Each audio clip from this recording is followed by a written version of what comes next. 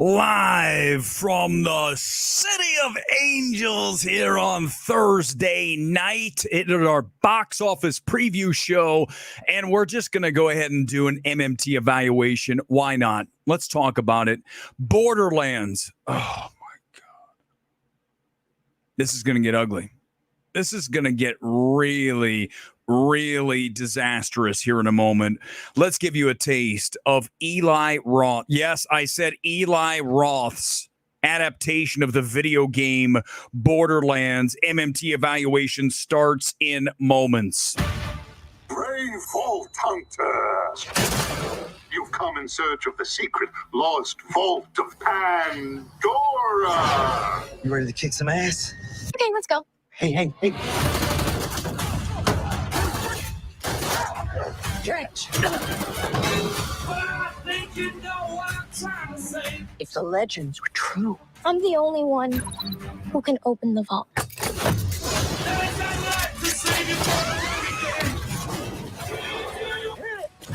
What are you doing? feel free to applaud. Follow me this way. I have a tremendous sense of Nobody kills me but me! And let's pause. I'm going to get hit with a copyright again. God, I like playing the trailer because I think it sets the mood and you have a taste. I don't have to go through Gore when he talks for 17 minutes about the entire story. And you're like, God almighty, just get to the details, man. So I'm not going to do that. I don't do that. But I get hit with a copyright strike, which means you guys have to come in with super chats to offset the fact that I can't even monetize this shit because I'm running this crap movies trailer from Lionsgate, and now I'm screwed. I don't care at this point, guys. I'm going to make the show I want to make, so I'm not going to be held back by you can't use our trailer. Oh my God, are you guys ready? Here it is. This is my out of theater tweet reaction, and then we go from here. Why this film was true torture to sit through for, thank God it's only an hour and 40 minutes, but still, it's like enduring an even worse Rebel Moon. And I know that there's a lot of Zack Snyder weirdos out there. They're like, well, Zack Snyder's the man. Why are you being so mean to Zack Snyder? Rebel Moon is a derivative bore. And the thing that at least this film tries to do is it tries to have fun. Okay? It tries. I'm not saying it's fun, but at least the attitude of this film is we're going to have fun, unlike the deadly serious, deadly dull Rebel fucking Moon. That film sucks. If you think Rebel Moon is good, you need to stop cock riding Zack Snyder. Leave him alone. He doesn't care that you're riding his cock. Let him just do his thing. Stop being one of those weirdo Zack Snyder Justice League associate producer people. Don't be like that. Don't be some kind of tribalistic nerd. It's not a good look, okay? Be your own person. Don't be like, Zack Snyder's my hero, so I'm going to cock ride him all day long, and I'm going to be an associate producer for Zack Snyder's Justice League.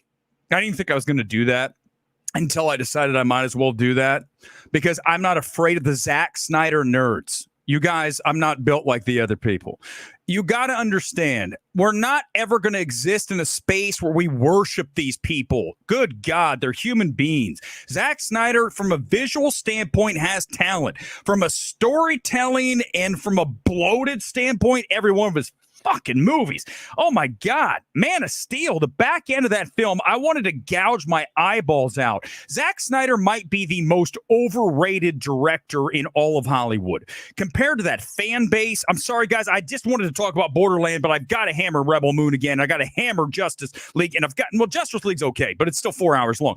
I've got to destroy all the fans because I'm so tired. I hate people that are tribalistic. I can't stand them. So if you don't like, just go away. If you're a Zack Snyder associate producer, leave the stream. You're gone. We don't need you here. But here's the thing. At least this film tries to have fun. It still sucks.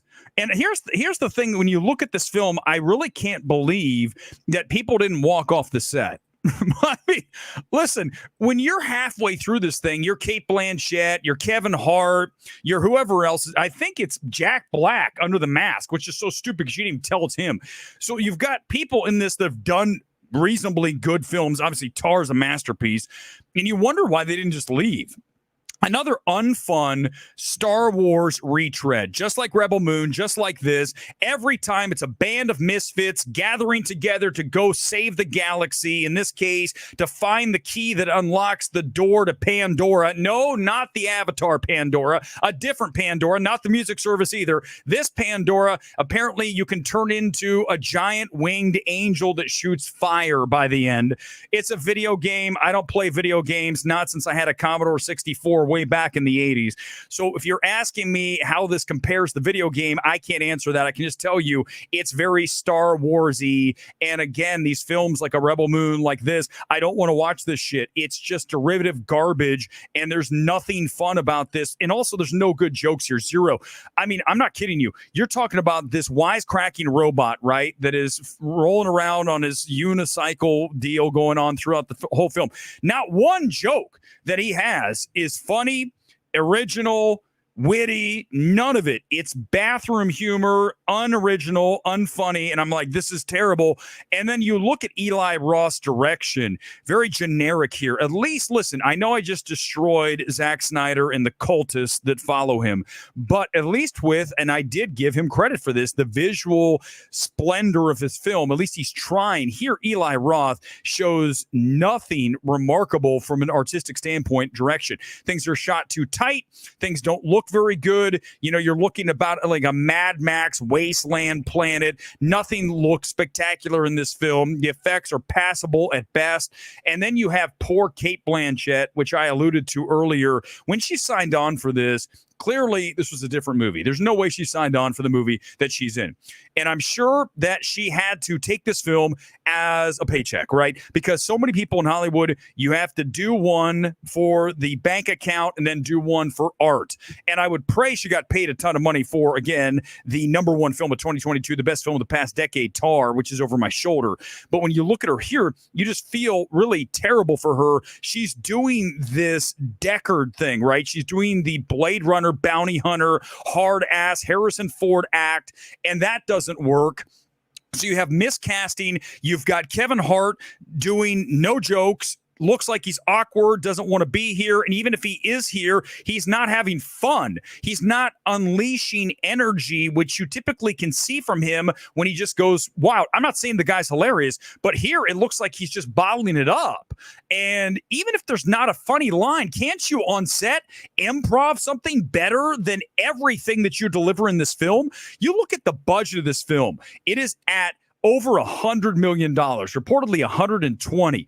When you look at that number and you see the film, right, I don't see that 120 million. I see a film that's 75. But you know where you see the rest of that other 20-ish million dollars? You see it in the salary for both Kevin Hart and for Kate Blanchett and probably for Jack Black. Some of that, which makes no sense because he's the dude under the hockey mask the entire time. There's no reason for Jack Black to be in this film.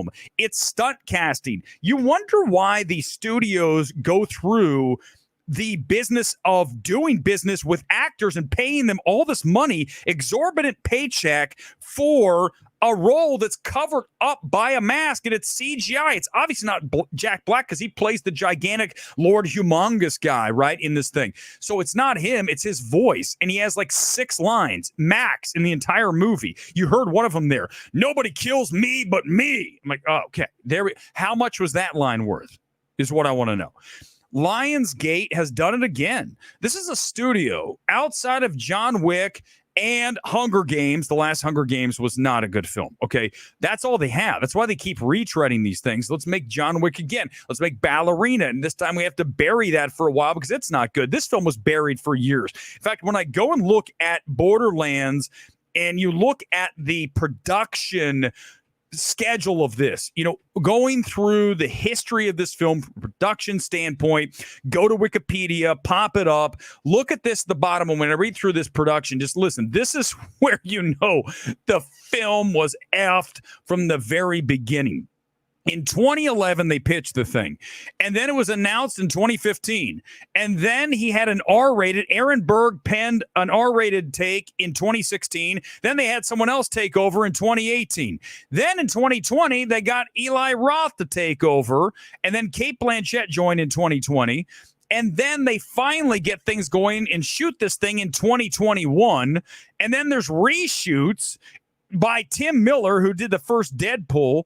And then you've got Roth, who was already committed to the atrocious Thanksgiving. Eli Roth, after Thanksgiving in this film, my God, just go away. Eli, go away, disappear. Whatever money you've made is fraudulent, and you are a film fraud, because what I just sat through again, and Thanksgiving, which is, that film. But look, and then there's more changes to this thing. On and on, different people penning the script, a new composer. This film is a disaster. When you look at this from a production standpoint, guys, I mean, what did you expect? MMT score of 11%, which is just a little bit higher than you probably were expecting. But again, listen, it's not a good film. And I did not have any fun watching it, but I also was just marginally, like, barely hanging on, where I didn't hate my life to the point of watching a Poor Things. Okay. So I have to go a little higher than that. A little bit higher than Civil War, another film I hated, because at least this film knows what it is, even though it's terrible. But 11% is an F. I mean, what you guys, it's a 1 out of 10. What are we even talking about here, right? It's back to Moneyball. Like, it's like, what are we even talking about? Let's check the Rotten Tomatoes score right now, everybody. Let's see where that's at. I believe it's really low. Let's have a look here and find out where we stand as of 8:14 here in LA on a Thursday night. Thanks for joining us live on MMT. If you've never been here before, this is what we do. We do it live. We do not tape shit. We're not one of those cut, edit, line, edit. We don't do that. As you can tell clearly watching the stream. 6%. Oh my God, I can't even believe it's that high. Let's see who actually recommended this film. Let's skip all the negatives, because these people are 100% correct. Who liked it? Julian Roman from MovieWeb gave it a fresh, only 2.5. That's not very good at fresh. Titania Hollander for Screen Rant, 3.5. Fuck. My God, that's bad. Let's keep going. Is there someone else? There's got to be another positive in here. Oh, shit. Look who it is. It's Grace Randolph. Oh, my God, everybody. Are you guys ready? We have a brand new segment tonight. We're going to watch Grace Randolph's review of Borderlands, and then I'm going to review her review. Okay, here we go. Let's pull her up. This is great. Just imagine. Oh, God. Literally, I'm like, as soon as I hear her talk, I'm like, my God, my ears. Pull out my ear. There. Earphones are out. Good God. All right, real quickly, this is a brand new segment. This is the MMT Schizo Critic. This is a critic who sometimes gets it right, but you never know when he or she's going to get it right, because their batting average is so low. Occasionally, Grace stumbles onto the correct review. It's not often. And in this case, she definitely didn't. Let's listen to Grace Randolph talk about Borderland, and then I will savage what she has to say, because I imagine she thought it was somewhat fun, which is completely erroneous. Here she comes with her discussion of Borderlands. If Joan Crawford were in a video game or comic book movie adaptation. Well, you don't have to imagine it anymore, because now you've got Borderlands with the closest thing possible, and that's two-time Oscar winner Cate Blanchett as the star playing bounty hunter Lilith. She doesn't do this live, right? Because it's very much rehearsed and very much like she's the star who's won 2 Oscars. She should have 3 Oscars for Tar, but forget, why didn't you add that, Grace? Why does Grace have 938,000 subscribers and we have 2,500? I told you guys we're forever the Riddler's channel from the Batman, and that's how we'll be. I don't want to have 938,000 subscribers. If this is what constitutes what you need to get 938,000 subscribers, I'll stick with my 25K. Let's continue. It's so surreal to see. If you're at all a fan of Cate Blanchett or classic film, you kind of have to see it because No, you don't. Listen, I'm the biggest Tar fan ever. Okay. In fact, can I just say, as we continue along this path, there's one way to watch this film and to enjoy this film. If you imagine that Borderlands is a continuation of Tar, where it's actually Lydia Tar who is playing the role in this film as part of her penance for doing all the terrible things she did in Tar, she has to appear in Borderlands and then she might get her career back. Do you think that's more to the point? I think you'll enjoy it if you look at it as a Tar sequel, really, kind of obscure, but nonetheless a sequel of Tar. Because, what if they made these types of films that they make today back in like the heyday of Hollywood? Would we see these classic stars in these films? It's really funny to think about. Usually the formula, even today, is that they usually go with an unknown. What's she doing here? She is now 45 seconds in, and she's talking about old Hollywood and Cate Blanchett and stars. And what are we doing? This isn't even about the movie. And she's got literally 43,000 views on this and counting. What is happening? Guys, this is what makes me want to just quit. Okay. I don't care. I don't want 43,000 views, but the fact that this has 43,000 views makes you want to drink until the sun comes up. And then that actor gets elevated through the comic book material and then tries to graduate to like the real acting. So to see someone going in the opposite direction. She did it for a paycheck, Grace. Are you that dumb? It's just, again, as I said, surreal. You just can't take your eyes off of it. By the way, how does this person have 938,000 subscribers? Have I asked that yet? Some of you might not be getting this comparison because you might not be familiar with the work of Joan Crawford. Get familiar. She's an icon for a reason. Not only her wonderful slate of films, I've thrown up some here. Is this a Joan Crawford stream? What is happening here? Guys, explain to me. Is it the hate watchers? I have hate watchers, but I don't have 938,000 of them. I mean, how do I gain more hate watchers? Can you guys give me a hint? I think I added some at the start of the stream when I hammered all the Zack Snyder Justice League associate producers. That you should definitely check out. I watch Mildred Pierce every couple of years. It's so good. Really an incredible talent. And Joan Crawford. She's still going on about Joan Crawford. Crawford was around like since before the talkies, I think. Like Joan Crawford really was Hollywood. But also, she has reached legend status. Not only with Mommy Dearest, one of Faye Dunaway's best performances ever, but then, of course, the recent feud, Betty and Joan, which is the best feud. I mean, there's only been two feuds, but it was by far the best of the two, which was also iconic. Joan Crawford. Hell, she's 2 minutes in and she's still talking about Joan Crawford. What in the heck? Can someone go check on Grace Randolph? Someone in New York. Can you find, she lives in a high rise. Can you kind of try to use the background as information and wait for her to come out? I'm not asking you to do anything bad. I'm just asking you to say, are you okay, Grace? Because all you did was talk about Joan Crawford for 2+ minutes on your reaction to Borderlands. Crawford, really worked hard. She was very camp, but in a good way. Very melodramatic as an actress, but she also played really strong female characters, particularly as she got older, wanting to show that these women still had a lot of vitality. And so to see Cate Blanchett doing the same thing. Oh, stop. By the way, this is a rundown. You see the review. I just realized on the left-hand side is the rundown of everything she's going to talk about, right? She's still at point number 1, Joan Crawford. We still have all these other ones to get through. We still have 12 more minutes of this. Fuck, man. I think I might retire tonight. This might be my last stream.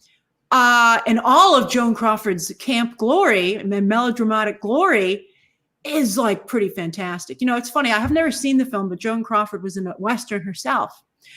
Maybe I'll watch it now. And this makes me feel like this must be even closer, an approximation between the two. I mean, it's just incredible to watch. So yes, Cate Blanchett is in a lot of this movie. It was just really incredible to see. And She's the lead. So, yes, she's in a lot of the movie. She's the lead of the fucking movie, Grace. In fact, and you know, again, it's not just a paycheck gig. She's taking it very seriously. Yeah, too seriously. She's no fun. She has a stick up her ass the entire time. Also, can I say something that might get me in trouble? But I love Cate Blanchett. She's an institution in the world of acting. But we need to say that there's a lot of this digitizing of the face. Have you guys noticed that? When you go back and watch The Lost City, when you go back and look at these actresses, once they start to hit 40 plus, and listen, I'm not 25. They have all this like stuff done where it's their face is too clean and there's no wrinkles. And like, that's not a 40-plus-year-old woman. Cate Blanchett's pushing 50, right? And you go back and look at Lost City. What's her ass? Sandra Bullock. Same thing. They go through and they almost like erase all of it. It's just like almost like a fake face. There's some of that going on here. It's very weird. I'm just saying, Kate, we love you with wrinkles. We don't need to have you digitized face. It looks kind of weird. Which I really appreciated watching the film. And it also made me think about what Marvel really had, or in some ways could still have, you know, with Hela. Because Cate Blanchett did return to do the voice for What If Season 2, Episode 7. She still hasn't talked much about the movie, has she? I don't think she mentioned that she plays the lead. That's all we've gotten now. We're 3 minutes into the review and she's talking about Marvel stuff. Is that surprising to anybody? This is how you get views. Just rant and rave about Marvel shit all day long. I'll be the new Soups. I'll just be a shill for Marvel, or I'll be anti-woke. Whichever one. You guys get to pick. For a whole stream, I'll either shill about something or I'll be anti-woke for the entire hour, and I'll play a role like most of the YouTubers out there. And clearly, when you see this movie, she's willing to go all the way with live action and can go all the way. So I'm like, man, someone at least send this movie to Kevin Feige so we can get some more Hela. I don't think Kevin Feige is going to be impressed by this movie. That's my guess. I mean, Cate Blanchett really did a fantastic job here. No, she didn't. No. She is, again, playing Deckard. She's playing Harrison Ford. Imagine Harrison Ford playing a female bounty hunter, right? That's the same exact tone she has in this movie. And I love Cate Blanchett. It's not that great. There's nothing special about it, that's for sure. She looks like she is collecting a paycheck because she is, man. I mean, ultimately, that's what she did here. The fact that Grace can't admit that, come on now. Grace, stop lying to the people. Stop lying to your 938,000 bots. I find it hilarious, though, that one of the things that comes up when you search for Cate Blanchett Borderlands is, why is Cate Blanchett in Borderlands? And her answer is that it's partially because she likes to take risks as an actress and challenge herself. Good for you. She's still not reviewing the movie. Cate Blanchett. But also she says because she couldn't take being stuck at home anymore due to COVID. That's a very funny answer, and it makes for a nice... Well, that's a hell of an answer. Hey, why did you make this movie? Well, because I was stuck at home, and there was nothing to do. Man, it's COVID, so if you're going to make a movie, sure, it's a paycheck. I have nothing else going on, so I'll make this movie because it's the only option I have. That's really ringing endorsement, right? If you go up to a girl, hey, listen, you want to go out? Listen, I have no plans. That's probably the only reason. I'm not really interested in you, but the fact that I have nothing on my schedule, I think I can work you in for 45 minutes. Headline.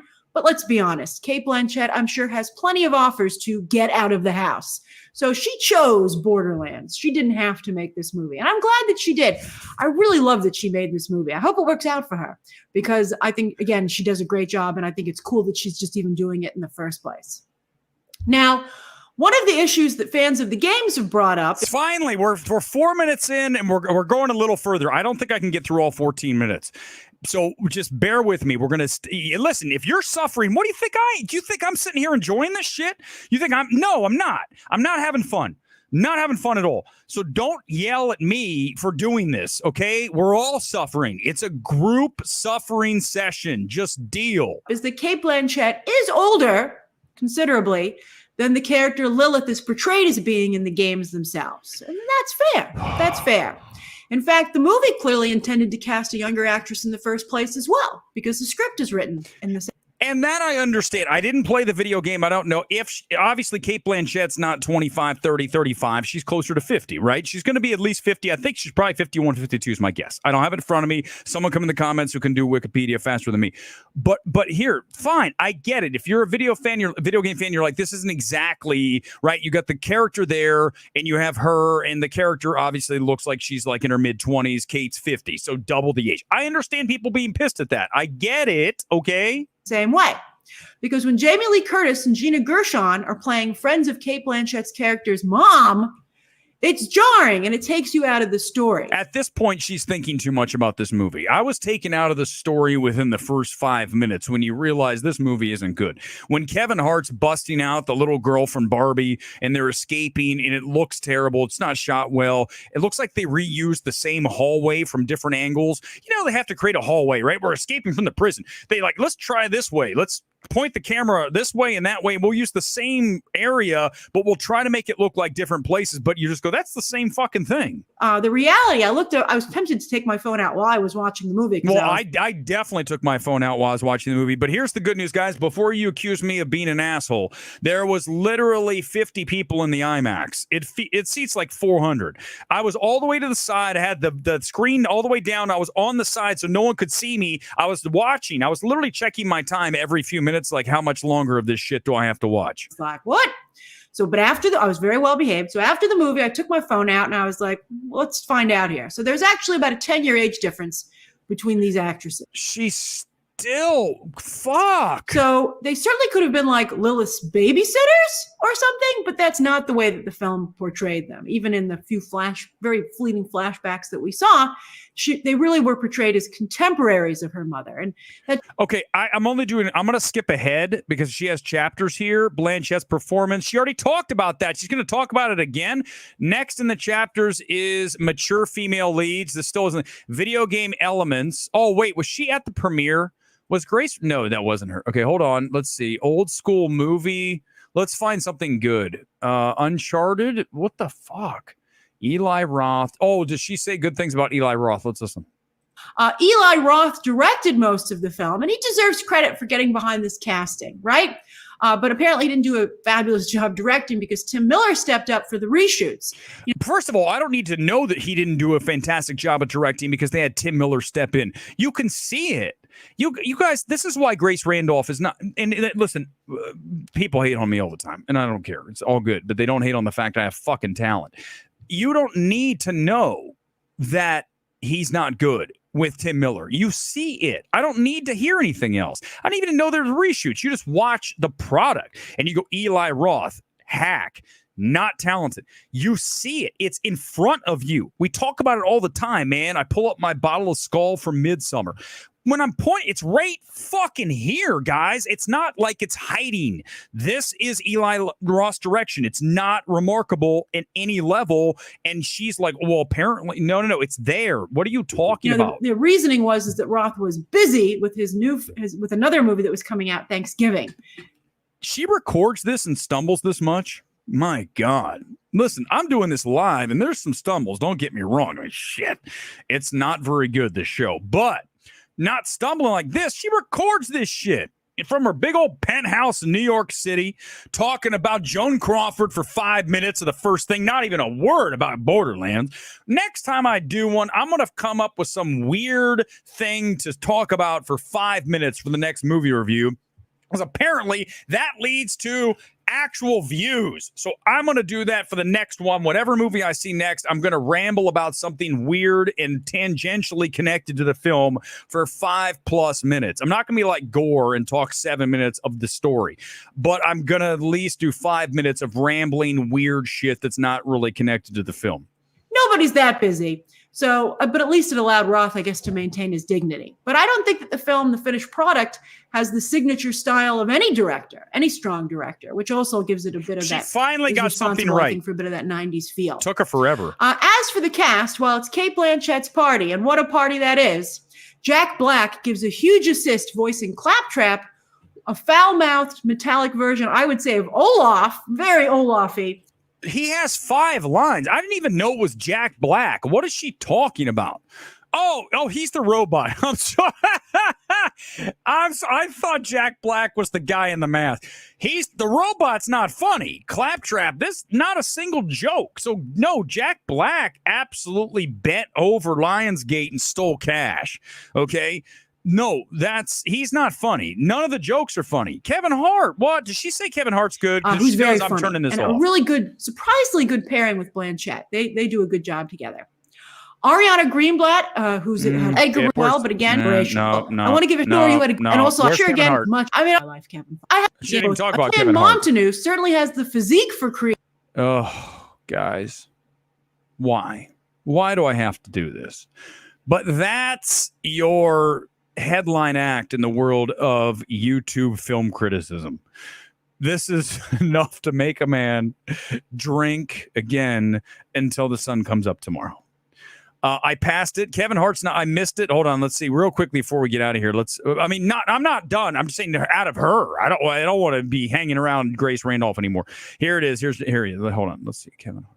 Ramirez is suitably menacing. She is fun as Tiny Tina. Kevin Hart is Roland. Wow, that's hey everybody. Kevin Hart is Kevin Hart. Actually, I wouldn't even say that. He's not funny. So if he's unfunny, Kevin Hart, what was the one with The Rock? Ride Along? I never even saw Ride Along, but I imagine he's better in that. He's probably having fun. This film, he's trying to be like a badass. He's like 4'8". You can't be a badass at 4'8". It just doesn't work. He's too small, and he's just not that badass guy. I mean, he's kind of yoked, but he physically isn't like a little guy as far as his muscular definition, his size. But from a size standpoint, he's a pipsqueak. So you just go, I don't think I really think this is a guy that I'm going to be scared of. Central Intelligence with I don't remember. Whatever. Oh, Ride Along. Okay, whatever. I don't remember. See, this is why I don't even know any of this stuff. Because okay, let's check some sales here because it is time for our MMT sales check. I'm sorry, guys, that I put you through that. It's a me. Listen, it's not really a me thing. It's a problem for all of us because Grace Randolph is the biggest thing on YouTube. And again, we'll just never be that. And sadly, I will drink until the morning comes up. Here we go. Let's check out the IMAX 10 o'clock screening. This is what we call the MMT sales check. Let me find that little banner for you so you know what's going on. It's the MMT seat check. This is the 10 o'clock IMAX. I was just in here for the, I believe, 4 o'clock showing today. Look at this thing. It's dead. And it only has a few IMAXs. It's got like 4 and 10. It's got like 2 a day. They're splitting it with Deadpool Wolverine, but they gave IMAX to Borderlands. This is dead.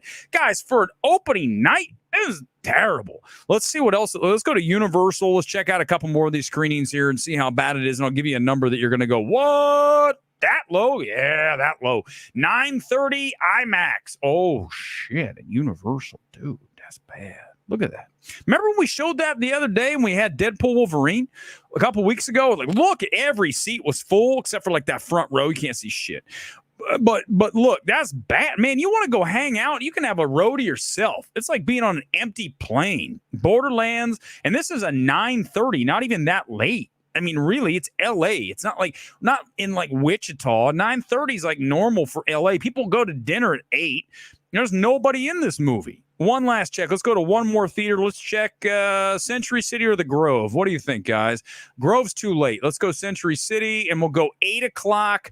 Oh, this one's still on here. I don't know why it's still here. That's weird. This is Americana. It's down the street. It's okay. It's not very good. Guys, you ready for my number? It's terrible. You guys ready for a bad number? What if this happens? What if what I'm about to show you is the actual number for this film? $8.7 million for Borderlands. Some borderline, whatever the hell this thing's called. Guys, what if that's actually the case? Can you imagine $120 million film plus $30 million in P&A, production, prints and advertising, whatever, prints and advertising. Here's the thing.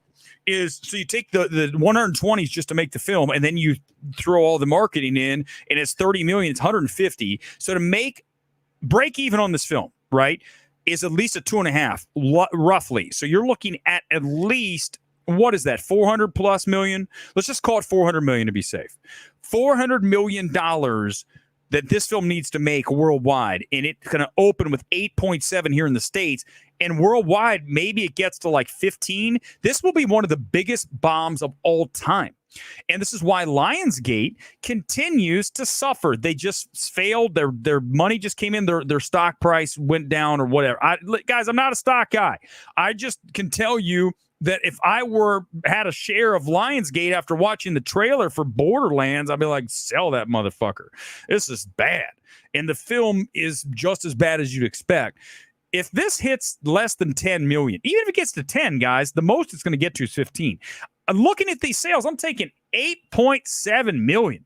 Guys, this is going to be the end of Lionsgate. Exactly. No miss. It's like, what? And exactly, there were kids that went to see the R-rated Deadpool, not this. Nobody wants to see this shit except for Grace Randolph, who was one of the three critics that thought this was good. What? Guys, we're just doing there's some bad critics out there. I'm not going to do it tonight. I already savaged her. We spent way too much time listening to Grace Randolph. I do want to look here at a couple things before I roll and get a couple of comments in. Here is the Deadpool Wolverine up-to-date box office. You see it on the bottom of your screen. I put that crawl together. Please appreciate my producing skills. I mean, this is some hard work when you have to type in Deadpool Wolverine over 900 million worldwide. That's where we are now. This is the latest. It's at 903.3. International, 472.3, 431. Domestic. Remember, we talked about this the other day with Twisters. You're looking for that one-to-one, really. You want that domestic and international to be very close. And in this case, look, you're looking at 431, 472. A little more international. That's how you really want it to happen. And you look at Twisters, it's really 200 million domestic and like 80 million overseas. That's a problem. That's why Twisters is not doing that well. But you look at this film, and you're looking at a film that's going to be at $1 billion this weekend. I called it, guys. We called it here. Remember, everybody was giving me shit way back when we did the summer movie draft back in May. Early May, I said Deadpool Wolverine's #1 film of the summer, which I don't think it's going to catch Inside Out, but it's going to make $1 billion. And you all were like, no, it won't. The other one's only made 700 million. I go, you guys don't know what you're talking about. It's going to make $1 billion. I was right. I was right again. Weber's always right. Well, most of the time. Not even the fans of the video game want to see this crap. And I don't know why they would. It's not worth it. Guys, the only reason I saw it is because of A-List and the fact that I want to do a stream. If I didn't do a stream, if I was just like regular Joe hanging out, do I want to go to the movies? I'm not going to see this film. And now that I told you this, if you're going to spend cash to see this film, there's no reason. I mean, if you thought Rebel Moon was great, then maybe you'll have more fun with this film. But if you saw the same Rebel Moon I saw, only this film's worse, then, at least the only thing that's better about this film is it's shorter than Rebel Moon. I never even saw the R-rated version. I don't care. There's no way you can make Rebel Moon better. I don't care if you add literally uber violence throughout the entire thing. And the film itself, the bones of the film, the screenplay, derivative, it's Rogue One. Same thing we have here. It's like, I've seen this film 1,000,000 times. Why are we doing this? And the fact that all these other studios passed on Rebel Moon and only Netflix said yes tells you exactly why I'm right, because Netflix does that over and over. Remember that really just half-ass Pinocchio? The only thing good about it was Del Toro's stop motion. Remember that? One animated. That film, forgettable. Why are we doing this? I remember sitting there in the audience, one of the first screenings of that film, and he said every other studio said no. Then Netflix finally said yes. Why? Well, the other studios were right. There's no reason to make that movie. Pinocchio, there's no reason for that film to exist other than stop motion. Okay, yeah, but make a stop motion film that's worthy of it. Pinocchio, we've done too many times. Why are we doing this? Rebel Moon, same thing. If I'm at Warner Brothers and Universal and Zack Snyder brings me that film and says, here's what I want to make. I'm like, what is this? This is Rogue One. I'm not spending. How much you want for this? There's no way. I'm going to make I'll give you like 10 million. Can you make it for 10? No. It's 100? No, 10. I said 10. Don't add a zero. 10 million. Can you make this for 10 million? I'm in for that. If you're asking for the extra zero, the 100, there's no way. And I'm at 2? No, Zach, just leave. You were okay when we go back to Sucker Punch. We go back to 300. But now we've just kind of moved on. You've gotten kind of stale. And it's the same thing over and over with you. And someone told me he's making like a grounded film. Well, the day that Zack Snyder writes a film that impresses me will be the first day. So, listen, he's one of the most overrated directors in all of Hollywood. That's that simple. And the Zack Snyder fans can lose their shit. I don't care. I'm not the one hiding behind an avatar with a Zack Snyder avatar going, oh, associate producer, Rebel Moon apologist. That's weird. Don't be like that, man. Be your own person. Do not be somebody who's like, I'm a Zack Snyder associate producer. That's what my call to fame is. Really? That's it? That's what your life is? That's pretty impressive, let me tell you. You said all the things that you've done in this world. Listen, I'm a Zack Snyder associate producer. Wow, that's something else. That's really an accomplishment. So make sure we put that on the gravestone. Sorry, I don't know what to tell you guys. I just speak the truth. I know you want some hate watchers. I think I just added them, but it's all 100% true. Zemeckis' Pinocchio. I didn't even watch that Disney one. They had two of them back to back. Listen, maybe it gets to 1.5. We could. There's a chance. It's at $1 billion now. Summer's winding down, so people are going to start watching football.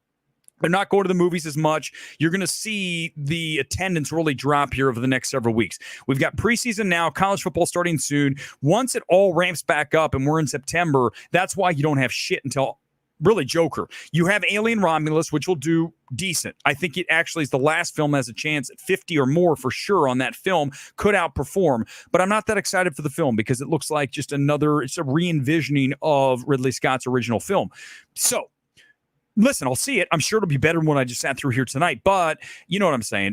I just want to see original films. I want to see something interesting, something that is human, something that speaks to me. Again, back to Tar, back to a lot of the films that I love. But I also really enjoy Deadpool Wolverine because it is everything. Like if you if you did the Deadpool Wolverine treatment on this film and you let Ryan Reynolds come in with his team of writers to make Borderlands, then you might have a film that was fun. Because the reason Deadpool Wolverine is as enjoyable and fucking entertaining as it is because it's funny. It's hilarious. The jokes are smart, ribbing Hollywood, ribbing Marvel, Disney, all of that's there. And that's what makes that film great. This film has Jack Black as the robot unicycling around saying lines that are not funny. Who wrote this? Oh, Eli Roth, the guy who gave us Thanksgiving, for fuck's sake. Oh my God. Deadpool Wolverine set out to be a fan pleaser. That's what it is. Exactly. Listen, I didn't review that movie on plot. I didn't review it you review it on moments and laughs and enjoyability and entertainment level. And that is exactly what that film is. And all the critics, going back to everybody that we hammered when it was first out, that initial opening week, the worst film ever made this year, whatever the thing was. These people are bad. These critics, they're not good, man. Grace Randolph is another level. She's our schizophrenic critic of the week. But you go back and look at a film fraud like a Robert Daniels who speaks to nobody. You talk about that whole circle jerk, film Twitter, loser group, and they are losers. They're 100% losers. They're not real. They're not people that do anything remarkable. They're people that sit around and stroke their chins all day. I'm so smart. Robert Daniels writing his 5,000 word think piece on some shit. You don't relate to anybody. That's a guy who relates to literally no one.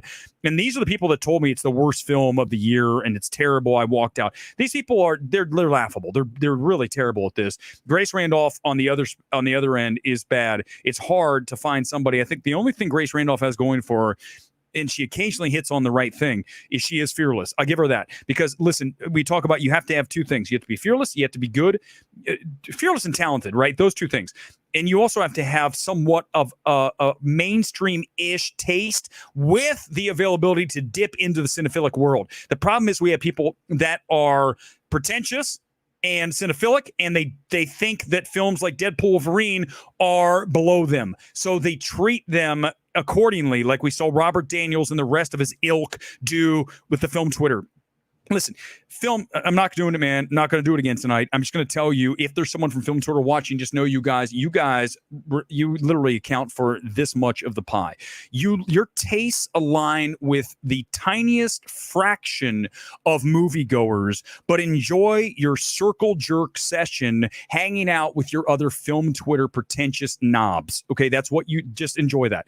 Nobody wants to hang out with you, but except for you guys. go for it. Trust us. We're not going to miss you. Go for it. Hang out with Robert Daniels. Read that 5,000 word think piece on some shit. That guy. Oh my God, that guy. So many. Not just him. I'm just using him again because he called it one of the worst movies ever made. A few more comments and we'll get out of here. He's working on Thanksgiving 2. Thanksgiving 2 is so. Thanksgiving was. I remember Tom. That reaction. It's disgusting. That film. It's not funny. It's also, let me tell you what else it is. It's also revolting, right? When you're sticking the woman in the oven and stuff. I sound like Siskel and Ebert. You guys are going to say, Weber, you can't do your moral standards on a film. Go watch Siskel and Ebert. They did it all the time. Siskel did it almost every film. Why are you putting a child in danger, right? I mean, I have said that about films. Go back and look at Possessor. The film, at the end of the film, go back and look at that thing, and you look at when you have the kid who gets his brains blown out. Granted, it was a vision. It was through the VR. I don't give a shit. In your film, if you have a child getting his brain blown away in a film, it's over. So instantly I'm out of Possessor as soon as I see that. So don't tell me I can't say that Thanksgiving is like, okay, let's stick a woman in an oven. Like it's just macabre, right? Greetings. Excited for Beetlejuice. Love Keaton. Glad getting theatrical thoughts on Gladiator 2. Hope it's good. Go MT. Peace. Thank you, Steve. And by the way, seriously, Steve, I really appreciate the super chats because actually this helps offset all of the copyright infringements that we do running Grace Randolph, running trailers, because it makes for a more entertaining show. I don't even care if they hit me with use someone else's content. I don't care. We're using it in our own way. I used Grace Randolph and added my color commentary to her review, quote unquote review of Borderlands here tonight. To your point, Steve, Beetlejuice, I'm not that thrilled for. I mean, I think it looks like the best version of whatever you want for a sequel. I saw the original in theaters way back when I was much younger, and I don't remember really loving that film. I mean, listen, it was a big hit. It was a cult hit. People loved it. It's an 80s film. I get it. But if you ask me an 80s film that I want to see remade or sequel, I'm not going to say Beetlejuice. I'm going to say Real Genius, right? I'm going to say Iron Eagle. I mean, pick an 80s movie that's more obscure.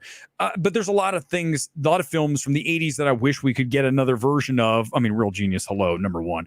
But not Beetlejuice. That said, I'll see it. I'm sure. Listen, if it's good, it's good. If it's fun, I'll enjoy it.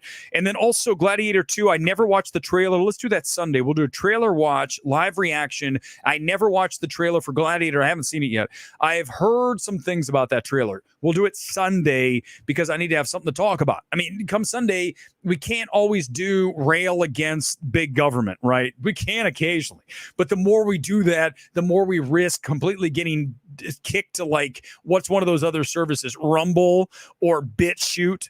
I mean, granted, we can still do that, but it won't be quite the same. So I have to like kind of curtail some of that from time. Real Genius is amazing. I've watched that film probably 25, 30 times. You look at Val Kilmer. Remember, I say this quite often. Look at Ryan Reynolds and how he is, his persona on screen. You know, as soon as I say that, what's that mean? He is channeling Val Kilmer in Real Genius and Top Secret. Especially Real Genius, right? Smart ass. He's like Real Genius Val Kilmer, only amped up like several levels. Same exact character is Ryan Reynolds. He definitely is a fan of Real Genius. That film is amazing, and it's set here in Southern California, so of course I love it even more. Anything set in L.A., going back to when I grew up in Columbus, Ohio, I just remember going, I want to come out to L.A. I want to see L.A. Drive, L.A. The Player, L.A. Anything that is L.A.-centric, which, by the way, our movie happens to be. Our film that we are writing, by the way, we are on page 60. This is a 90-page script. And listen, when I talked to my writing partner about what we're doing with this movie, I said, we are going to make this an hour and a half. I don't care what we have to do. This is going to be an hour and a half, 95 minutes max. So that means literally, screenwriters out there, you know this, a page per minute, right? So we're at 60. We're an hour. And the end's written. The end's there. The whole movie's there. We have to go in and plug in. Obviously, some dialogue, some scenes. But when this film set in L.A., grounded, you guys are going to be like, this is good. I know it. And all the haters will have to, all the chin-stroking film Twitter knobs will have to come in and say, God, Weber's such an asshole, but it's good. It's fucking good, man. It's good. We'll see if they can do that, because remember, most critics can't. They can't disassociate and disconnect the two things. They're going to be like, well, this is from Eric Weber. He's an asshole, so therefore he can't be good. well, that's go for it, but that makes you completely unreliable. But then again, that's film Twitter. So they have egos, they have agendas, they have certainly left-wing bias. I mean, you look at the average critic. How many critics do you guys follow? Listen, I'll use Mendelsohn, for example, and I like Scott. Scott sends out every kind of liberal talking point. I'm like, dude. And then you're going to say I send out right-wing talking points. No. I send out libertarian talking points. I send out let the government leave us the fuck alone. I just said that Trump and Biden and Harris and everybody in this thing is a giant circus. Okay, guys? Politics is just a distraction to get you off what's really happening behind the scenes. Wake up. But I've got people like Mendelsohn. Every time I look and look at Sasha Stone, it's like, literally, guys, stop talking about politics all the time. Talk about deeper issues than Kamala Harris is this and Trump's that. Guys, just be better than that. Don't be tribal. Do things that you believe in, but you really believe in, not to virtue signal. I hate virtue signaling, guys. Isn't it the worst? Oh, Lord of the Films. Film Twitter's a bunch of letterbox bros jacking each other off about their rankings. This is maybe my favorite comment ever. Lord of the Films, welcome to the channel. This is exactly what Film Twitter is. I don't have a letterbox. I don't want a letterbox. This is what I do. And listen, exactly what that is. Every time I see someone's like, letterboxd, look, here's my 3 out of 5 review for something, and it completely speaks to nobody, from the Robert Daniels school of pretentious writing. I mean, guys, listen, they all think they mean something. They don't. They really don't. And they know it. They just literally, that's all they have. That's all they have.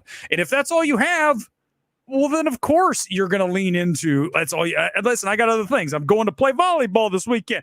I just went to the movies. I got things going on. I'm going to go to the gym tomorrow. I got things, man. I do some other things. Movies are fun, but that's all I got. Film Twitter's a cancer. Norm, I'm not kidding you. You guys ready to, I'm going to show you how many people I have blocked. Can I show you?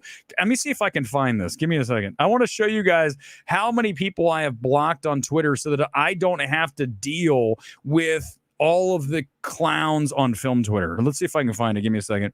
I'll pop it up. You guys can see it. Privacy and safety, mute and block. Give me a second. Okay. I can't see the number. How many? It's like 2,000. I can't. 2,000 people I have blocked.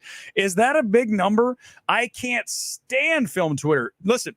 Film Twitter is a group of pretentious douchebags who think they are so brilliant. They have an opinion about everything in the world of film, and they typically speak to only, let's bring it back to this, the bunch of letterbox bros jacking each other off about their rankings on Letterboxd. That's the best thing I can tell you. Don't even go down that path, okay? I'm Jim S. Don't do it. Just stay away from it. Can't wait to see the reviews of Borderlands from Zach Pope, Brandon Davis, and Eric Davis. Let's see if Zach Pope. Let's hold on. Did he hammer it? Everybody, before we leave here tonight, who's going to watch a Zach Pope video? Raise your hand. Come in. Hey, real quickly. A Gone Girl just jumped on. Come in quickly. If you want to watch a Zach Pope review, come in and say yes. Otherwise, we won't come in. If you want to watch Pope, give me a Popester. Put in the comments Popester. And we'll look for him. Zach, please say yes. I want to see if he's reviewed the movie yet. Has he hammered a movie? Is he going to actually destroy a film? This man reviews everything. Did we ever talk about how every single thing he said it ends with us as disappointing? This guy's so bad. He doesn't have a review yet of this, guys. I'm so sorry. He doesn't have a review of the film, but he has ranked all 47 MCU movies and shows. Let's just go through some of the things that Zach Pope is the Mikey of the film critic world, but he's not even a film critic. He talks about, let's see, he's got top 10 choices for MCU, all 47 films ranked, every X-Men movie ranked, Twister's review, House of Dragon season 2 review, top 10 best TV series, Captain America trailer reaction, Long Legs is a masterpiece, Fly Me to the Moon review. He's got so much shit going on here. He just needs to start reviewing food. That's the only thing that Zach Pope is missing.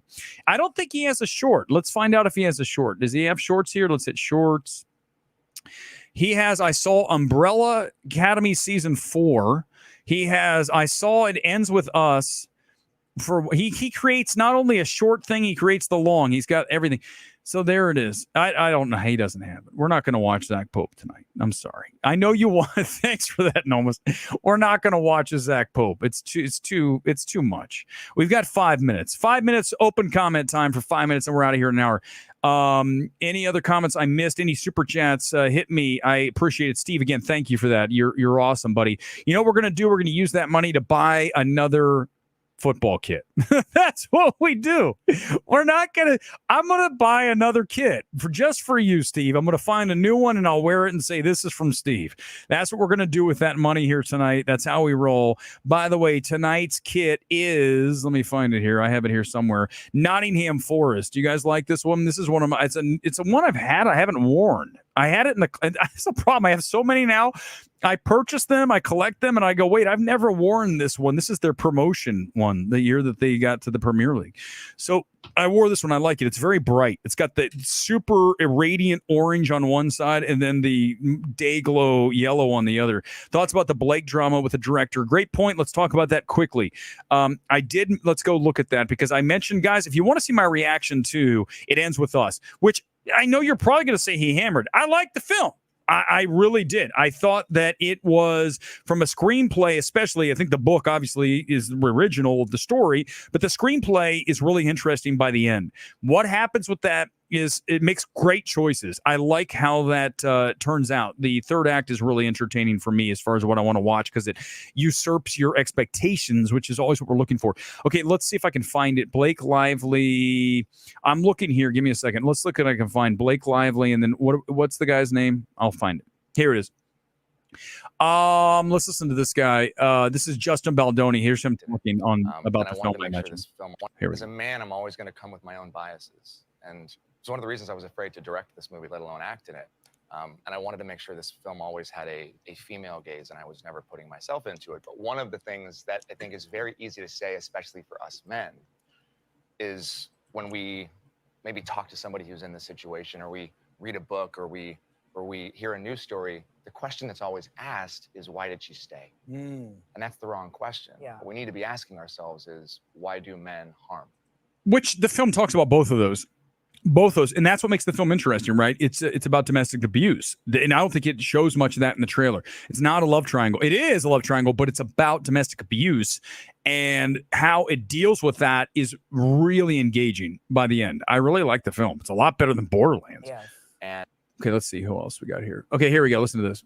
Here's him talking about Blake Lively. Knocked it out of the park. Is there something about Blake that we don't know, and what was it like working with her?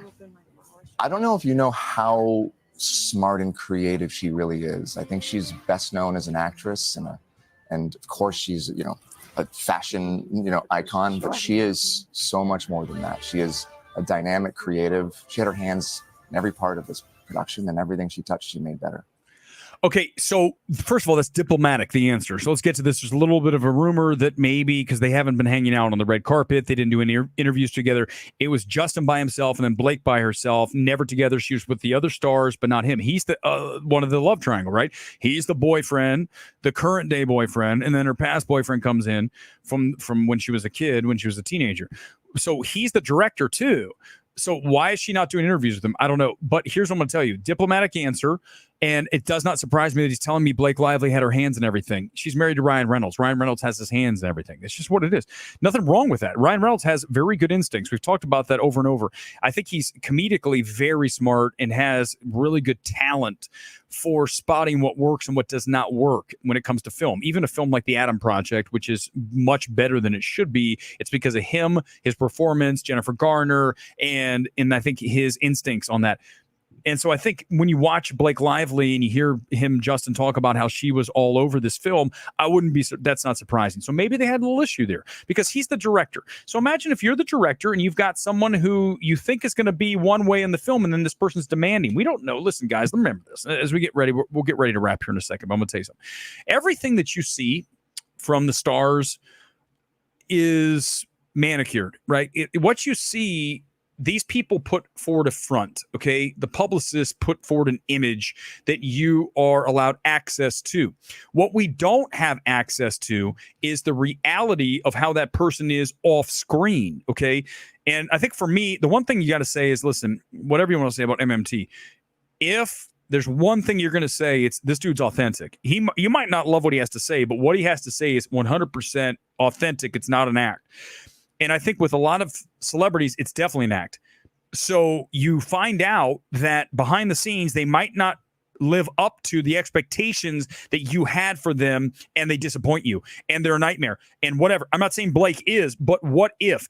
I go back, I can't ever tell you who it is. I'm just going to leave you with this here tonight, and then we'll come back on Sunday for Breaking Box Office in the morning and then nighttime show. I'm open to comments as far as what you want to do, so comment on the stream if you want to see something on Sunday night that sounds cool. Listen, I have a friend who's a big-time producer here in this town, and he said, I want you to take a guess who's a gigantic asshole that you'd never guess. I go, what game? We're playing what? Okay, so I'm supposed to guess an actor. I'll give you guys a hint. It's an actor, not an actress. An actor who off-screen is 100% the opposite of who you think they are. So in other words, what you see on the screen and the image they portray to you, and then off screen, total asshole. I can't tell you who it is. Never going to tell you guys. I can't. I'm not going to do, because that would go, it would get back to the person probably, more than likely. So I don't want to do that, but I'm going to tell you that's what I'm directing. That's what I'm really addressing here, is the fact that Blake Lively could be difficult to work with off page. Maybe Justin is. I don't know. There's egos involved. They tend to collide. So maybe there was something, but I can tell you the film doesn't feel like that. It Ends With Us. If you're making a choice this weekend, that's the film to watch. Even if you're not into chick flicks, it's a better film. It's a more interesting film than Borderlands, and by far the better choice. I think it's even a better choice than Dee Dee, another film that's rolling out that you're going to get a chance to see this weekend. The best film that I can recommend this weekend without you having to see Deadpool Wolverine again is It Ends With Us, which is shocking. It's definitely not Borderlands. That's going to wrap here tonight, live from the City of Angels. Always a pleasure. And we will be back on Sunday morning again for those shows as we get ready to do. Listen, here's what I'm going to go. Good one, Gone Girl. Yeah, exactly. You'll be the only dude in the theater like me last night. I was looking around going, what? Listen, who's the creepy guy? I'm just here. I'm evaluating the film, guys. There's a bunch of girls, like 20, 30, 40, like all of them is girls' night out, and here comes Weber to sit down and watch It Ends With Us. You'll be alone if you're a dude, but I'm just telling you, you're not going to hate yourself. It's not nearly as horrendous as I expected it to be. In fact, I was actually very encouraged by what I saw, and I really like where this film goes at the end. That said, enjoy the rest of your weekend as we get ready to roll into it here tomorrow, Saturday, Sunday. Back here Sunday night. See you live from LA. Peace out.